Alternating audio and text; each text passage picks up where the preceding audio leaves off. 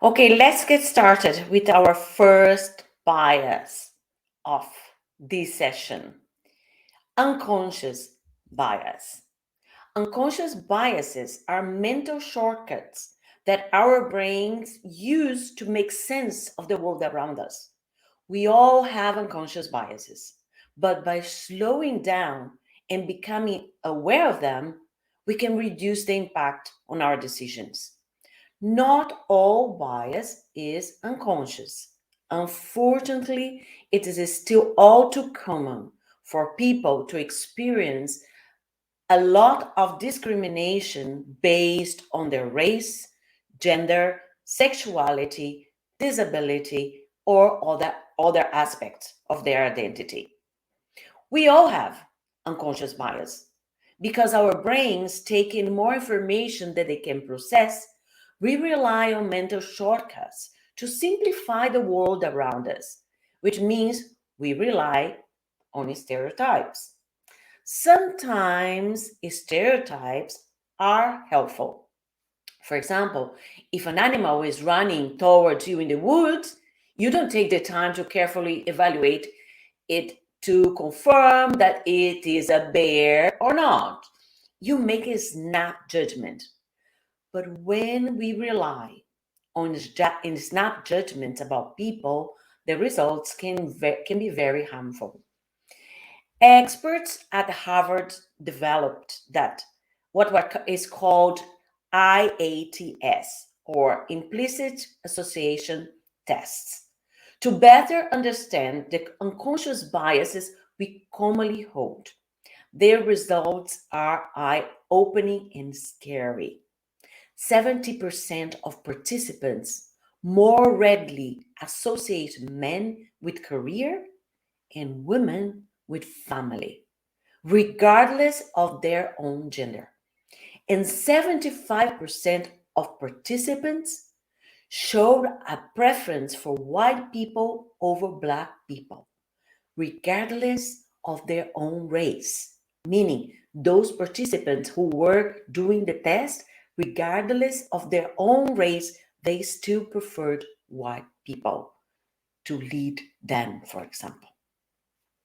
It's hard to admit that we hold these biases, but it's important to remember that no one is immune from them. We all have work to do. It's also important to remember that not all bias is unconscious. Many people experience overt discrimination based on race, gender, sexuality, disability, or other aspects of their identity, as I said at the very beginning. Unfortunately, these experiences are real and they are still all too common. Too common. I'm going to give you here one example of unconscious bias in meeting dynamics.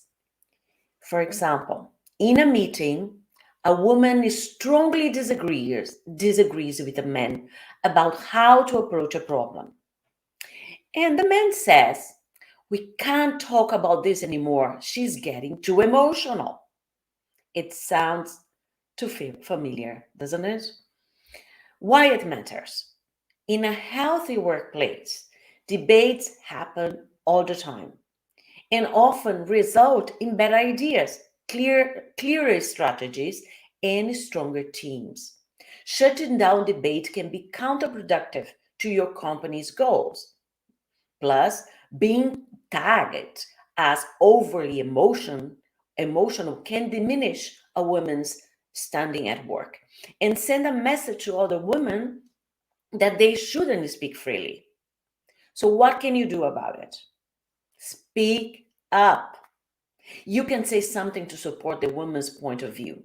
For example, "I think Janet is making a good point. We should consider it."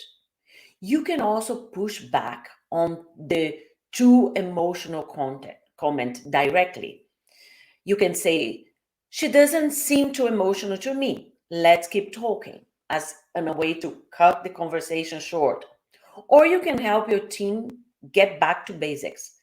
We are all just trying to come up with the best approach. Let's continue this conversation so we can land on the right solution together.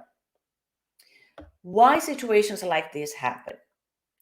Women tend to be stereotyped as overly emotional. We all heard that a lot, while men tend to be viewed as rational and therefore more professional and better suited to lead.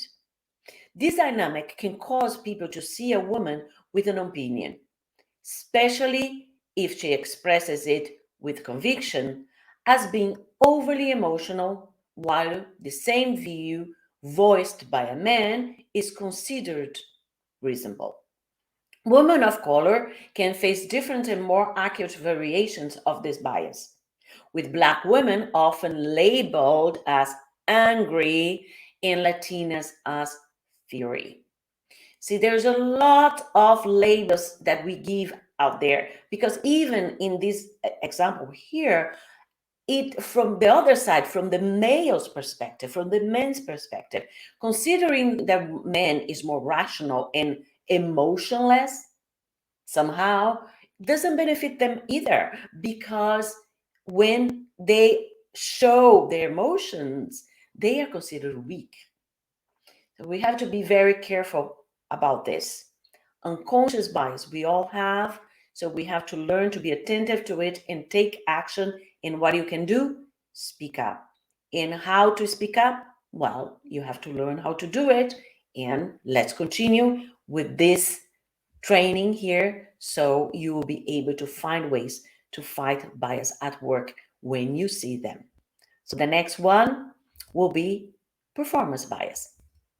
Talk in a moment.